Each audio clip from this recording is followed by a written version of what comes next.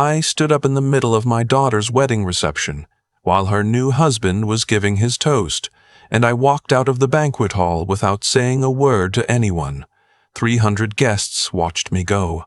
I didn't look back. That was 14 months ago. And if you'd told me then that losing that moment would somehow lead to the best thing that ever happened to me, I would have said you were out of your mind. Let me tell you how we got there. My name doesn't matter much for this story. What matters is that I'm 63 years old, I taught high school physics in Sudbury, Ontario for 31 years, and I raised my daughter alone from the time she was 9. Her mother, my ex-wife Joanne, left in the spring of 2001. She didn't leave slowly, the way some marriages unravel. She left on a Tuesday. She had a bag packed. She said she needed to find herself, which I later understood meant she'd already found someone else. A man named Victor who sold commercial real estate in Mississauga and drove a silver Audi. My daughter was 9. Her name is Nadia. I want you to understand what 9 looks like when a parent disappears. It looks like a little girl who stops eating breakfast because breakfast was always the meal her mother made. It looks like 3 weeks of wet pillowcases and a child who starts checking the front window every afternoon around 4 o'clock, just in case. It looks like a parent, me in this case, learning to braid hair from a YouTube video at 11 at night because the next day was school picture day and I was not going to let my daughter go in looking like I'd failed her. I never let her see me fall apart. That was a choice I made in the first week, and I kept it for the next 9 years until she left for university. Whatever I felt, the humiliation of it, the grief, the rage, I saved for the shower. The shower is a good place. No one can hear you there. Joanne came back around eventually. Not to me, never to me, but to Nadia. When Nadia was about 13, Joanne started calling again. Birthday cards showed up. Then visits. Short ones at first, usually in the summer. Victor was still in the picture. He had money. He had a house in Oakville with a pool and a finished basement, and a boat he kept at a marina in Barrie. When Nadia visited them, she came home quieter than she'd left, and I'd watch her looking around our house, our small, real, lived-in house, with eyes I couldn't quite read. I told myself it was fine. Kids are adaptable. Nadia was smart enough to know the difference between presence and presence. I kept working. I packed her lunch every day until she was old enough to tell me it was embarrassing. I drove her to every swim meet, every drama rehearsal, every orthodontist appointment. When she got into Western for journalism, I cried in the car on the way home. The good kind of crying. I'd been putting away $150 a month into a savings account since the year she started school. It wasn't a fortune. By the time she left, it was $68,000. Not Victor's kind of money, my kind. Slow and unglamorous and earned 1 month at a time. I used some of it for her tuition top-up when OSEP didn't cover everything. I used some for her first apartment deposit in London. I didn't tell her exactly how much was in there because I didn't want her to feel the weight of it. I just wanted her to feel safe. She graduated with a degree in journalism and a minor in political science. She'd done well. She had a good job lined up at a regional paper in Hamilton. I was prouder of her than I have words for. And then she met Damien. Damien worked in marketing. He was 31 when they met, 4 years older than Nadia, and he had the particular confidence of a man who had never struggled for anything and didn't know it. He was polite to me in the careful, slightly performative way that people are polite when they've decided someone isn't worth fully knowing. He shook my hand firmly. He called me sir exactly twice and then switched to my first name without asking. He remembered to ask about my work, but looked slightly past me when I answered. I didn't dislike him. I just didn't trust the version of Nadia I saw when she was around him. She laughed differently. She deferred to his opinions in a way I hadn't seen her defer to anyone. She started referring to Victor, Joanne's husband, a man who had been completely absent from her childhood, as basically a stepdad. That word landed somewhere in my chest the first time I heard it, and just sat there. I want to be careful here.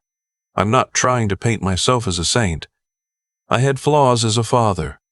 I was sometimes too tired to be fully present. I wasn't expressive the way some fathers are.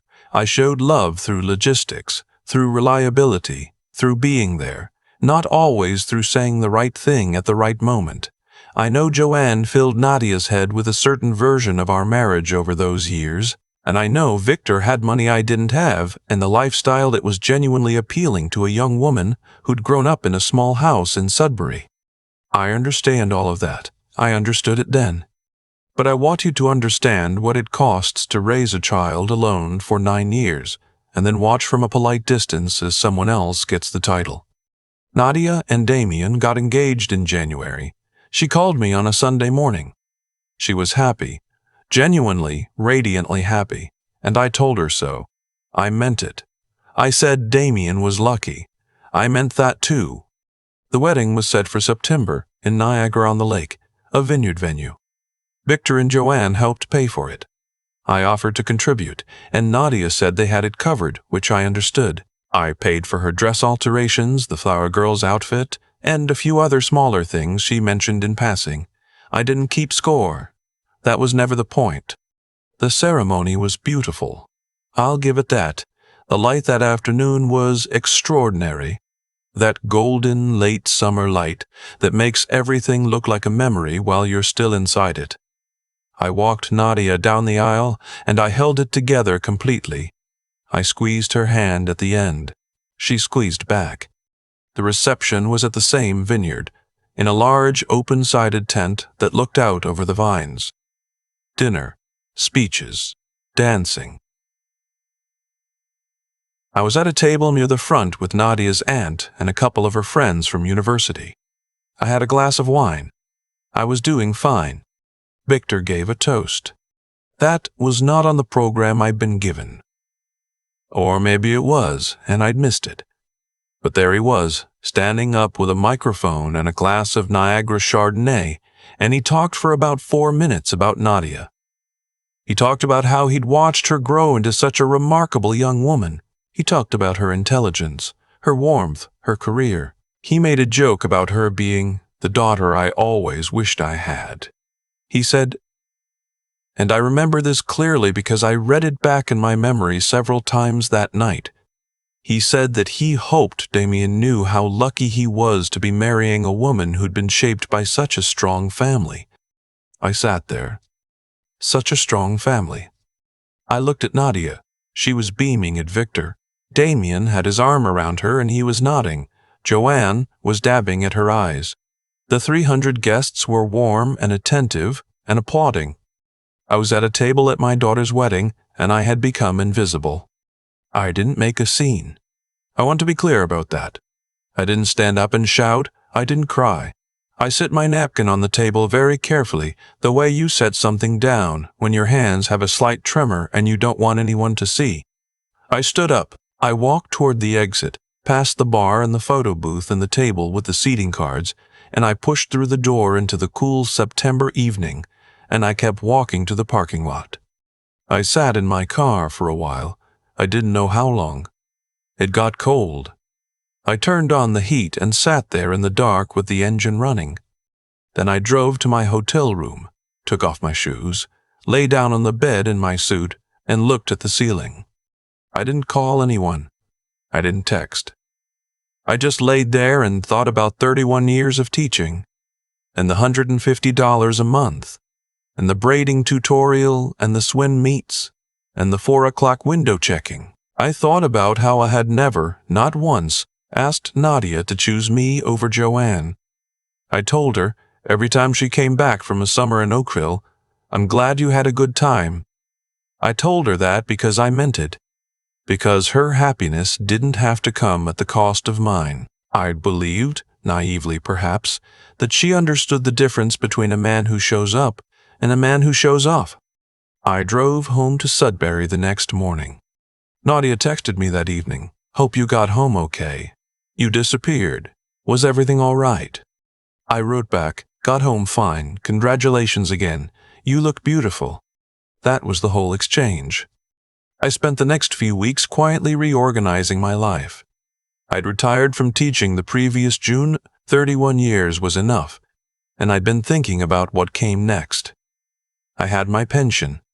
I had what was left in the savings account. I had a house that was paid off, and a truck that needed new winter tires, and a brother in Thunder Bay I hadn't called enough. I thought about the money for a long time. There was still $41,000 in that account. I'd told myself over the years that it was for Nadia, for emergencies, for whatever she might need. I'd never told her it existed. It was just something I kept, the way you keep a spare key under the mat, just in case. I thought about it for 6 weeks. Then I called my brother. My brother's name is Pete. He's 58, and he works in forestry management, and he has 3 kids, the youngest of whom, my nephew, Callum, had just been accepted to Lakehead University and was trying to figure out how to fund it. Callum wants to study environmental science. He's a quiet, serious kid who volunteers with a local watershed monitoring program and has his grandfather's stubbornness in the best possible way. I called Pete on a Saturday morning and told him I wanted to set up in her space, top up for Callum. Not a loan, a gift. Pete said I didn't have to do that. I said I know. I said I wanted to. $20,000. The kind of money that changes how a kid enters adulthood. The kind of money that means he doesn't have to work 3 jobs and still come out with $30,000 in debt. With the rest of it, I did something I'd been thinking about for years. Sudbury has a program called the Cambrian Bursary Fund, through Cambrian College, for first-generation post-secondary students, kids whose parents didn't go to college, who are figuring it out without a roadmap. I'd known about it since my teaching days. I'd seen which of my students ended up applying there. I donated $15,000 and asked that it go specifically to a student from a single-parent household.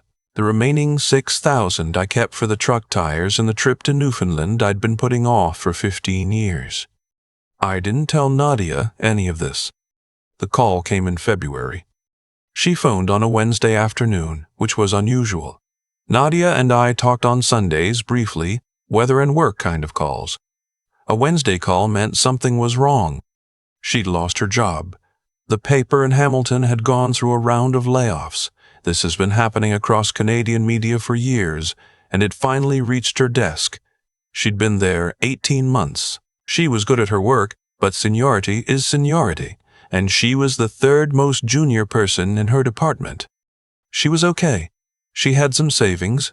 She and Damien were fine. But she was calling because she remembered, vaguely from something I must have said years ago, that I had a savings account I'd been putting money into for her. She wasn't asking directly. She was circling it the way you circle something when you're not sure how to ask. She said she was just trying to get a picture of her options. I let her finish. Then I said, "There was an account, yes. I used some of it for your tuition and your deposit on the apartment in London. The rest, I made some decisions with it in the fall." Silence. What kind of decisions? I told her about Callum. I told her about the bursary. More silence. Longer this time. Dad. Her voice was careful, controlled. That was supposed to be for me. I never told you it was for you, I said. I kept it in case you needed it. But I decided it was needed somewhere else. I need it now. I know. I'm sorry about the job, Nadia. That's genuinely hard, and I hope you find something quickly. You're talented. But you're not going to help me. I thought about that for a moment. I'd help you the way I always have. If there's something specific and urgent, rent, groceries, a bill, call me. I'll do what I can within my pension. But the account is gone. That decision was made. She hung up. She called back 20 minutes later, and we talked for another hour. It wasn't a good conversation. She said things I won't repeat here, not because they were unforgivable, but because she was in pain, and pain makes us say things we half mean and half regret. She brought up the wedding. She said she'd noticed I'd left. I said yes. She asked why. I told her the truth, calmly, without drama. I said I'd sat there and felt erased, and that I'd needed to leave before I said something I couldn't take back. She was quiet for a long time after that. I didn't ask Victor to give that speech, she said finally. I know you didn't, but you heard it, and you didn't say anything. It was my wedding. What was I supposed to do? I'm not sure, I said. I'm not angry at you. I just needed you to know that I noticed. She called me a week later, then again the week after that. The calls got longer. Damien had helped her update her resume, and she was applying widely. Not just papers, but communications roles, content work, government positions. She was going to be okay. She'd always been adaptable. In March, she drove up to Sudbury.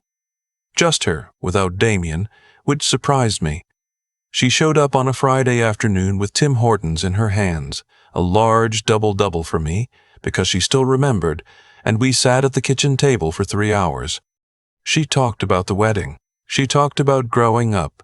She talked about summers in Oakville in a way she never had before, with a kind of honesty that acknowledged what they were, nice summers, with a man who had a boat and a pool and no responsibility for who she became. She said she thought she'd understood the difference, but that she'd let other people's narratives become her own without quite realizing it. She didn't apologize for the wedding, not directly, but she talked about the things I'd done, the swim meets, the school pictures, the drives, the lunches, with a specificity that told me she'd been carrying the inventory longer than I knew. I didn't cry, but it was close. I told her about the Newfoundland trip I was finally planning. She asked if she could come. I said yes. We went in July, 10 days. Rosemorne, Trinity, the Bonavista Peninsula. We ate fish and chips at a picnic table in Twillynet with paper napkins blowing away in the wind off the water. And Nadia laughed. The real laugh. The one from when she was 12. Not the one she'd developed for dinner parties. I took a photo of her standing at the edge of a headland with her hair going sideways in the wind. She looked like herself. On the last night, we were sitting outside the cabin we'd rented near Woody Point, and she said, I found out about the bursary, by the way. I looked at her. Callum mentioned it, and then I looked up the Cambrian Fund online and saw a donation listed. She paused. In Mom's name. I'd listed the bursary donation in my ex-wife Rebecca's name. Rebecca, Nadia's grandmother on my side, who died when Nadia was 4 and who I named Nadia partly in honor of. I'd thought it was a small thing, a private thing. Apparently, it wasn't private enough. Grandma Beck, Nadia said quietly. She would have liked knowing it went to a kid who needed it. Nadia didn't say anything for a while. The water was dark below us. Somewhere down the inlet, a loon was calling. I'm sorry I made you feel invisible, she said. At the wedding, and probably before that, too. I nodded. You didn't fail me, she said. I don't think I ever actually believed you did. I got lost for a while. I put my arm around her.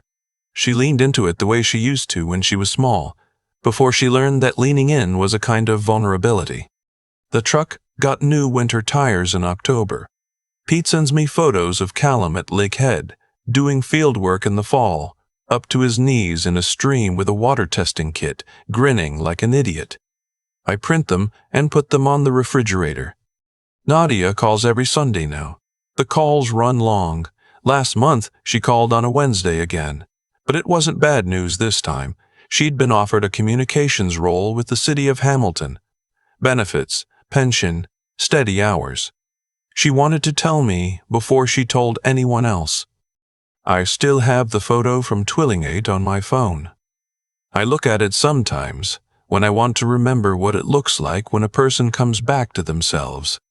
That's enough for me. That's always been enough. I think about that September evening a lot. The parking lot. The engine running. The suit I was still wearing. There's a version of that night where I went back inside, where I sat down, refilled my glass, smiled through the rest of the toasts, and drove home telling myself it didn't matter. I almost did that. I had my hand on the door of the banquet hall for a moment before I kept walking, and I think if I'd gone back in, Nothing would have changed. Not that night. Not in February. Not ever. Nadia would have gone on believing the silence was acceptance, and I would have gone on believing the silence was dignity. We'd have kept performing a relationship instead of having one. What I did, leaving and then being honest about why, wasn't dramatic. I didn't send a letter. I didn't cut her off. I didn't make her choose. I just stopped pretending that being erased didn't cost anything, and when she asked, I told her the truth without dressing it up. That's not bravery exactly. It's just the only thing left when you've run out of patience for performance. The money is the part people will focus on, I know. $41,000 redirected to a nephew starting university and a bursary fund for kids who need it. It sounds like a statement, like I was punishing her. But it wasn't that. It was more like I'd been holding on to something for a long time because I thought it was my job to hold it. And then one evening in a parking lot in Niagara-on-the-Lake, I realized I'd been confusing obligation with love. The money was never a safety net I'd built for myself. It had become a way of staying relevant to someone who had stopped seeing me. When I let go of it, I wasn't punishing Nadia. I was just finally spending it on people who were actually in front of me. Callum sends me a text every few months. Field photos usually. Creek beds, water samples, muddy boots. He's the kind of kid who gets excited about dissolved oxygen levels, which I find genuinely wonderful. I put those photos on the refrigerator. That refrigerator is full of life in a way it hasn't been in years. What I've come to believe, slowly, through a lot of quiet nights in Sudbury, is that integrity isn't something you display. It's something you practice in the decisions no one's watching. 31 years of teaching, of packing lunches, of learning to braid hair from a video on a laptop, none of that showed up in Victor's toast. But Nadia carried it. She knew it. It surfaced eventually, the way things do when the noise gets quiet enough. I also believe that intelligence, real intelligence, the kind that matters, isn't about degrees or job titles. It's about the capacity to examine your own story honestly and revise it when you find you've gotten something wrong. Nadia did that. It took time and a job loss and a long drive to Sudbury with Tim Hortons in her hands, but she did it. That's harder than any journalism degree. And resilience, what I think of as the quiet refusal to become bitter. That's the thing I'm most proud of in myself, if I'm being honest. Not the money. Not the trip. Just the fact that I got through 22 years of raising her alone, and I came out the other side without teaching her to resent the woman who left, without poisoning the well, without asking her to carry my wounds. That restraint cost me something, but it gave her something, too. I think she's starting to understand what. We talk every Sunday now. The calls run long. That's enough.